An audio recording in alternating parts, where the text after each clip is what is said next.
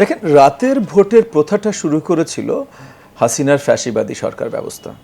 হাসিনার ফ্যাসিবাদী সরকার ব্যবস্থা আর নেই। রাতের ভোট হওয়া সম্ভব না। এবং রাতের ভোট করে কিন্তু সরকারের দায়িত্বে যারা আছে। সরকারের দায়িত্বে এখন যারা আছে তারা পক্ষপাতিত্ব করছে একটা দলের প্রতি, এনসিপি।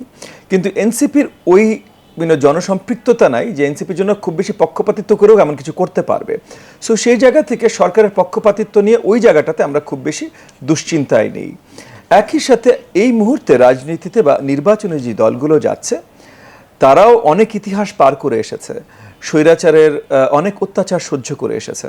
সো এই জায়গা থেকে আমি বিশ্বাস করি যে তারা আগামীতে ভোট সেন্টার এক নম্বর তো তারা সরকারে নাই, সো সরকারি সহযোগিতা তারা পাবে না, সাথে তারা ভোট সেন্টার দখলের রাজনীতি করবে, এটা এই মুহূর্তে আমার কাছে ঠিক বিশ্বাসযোগ্য মনে হয় না।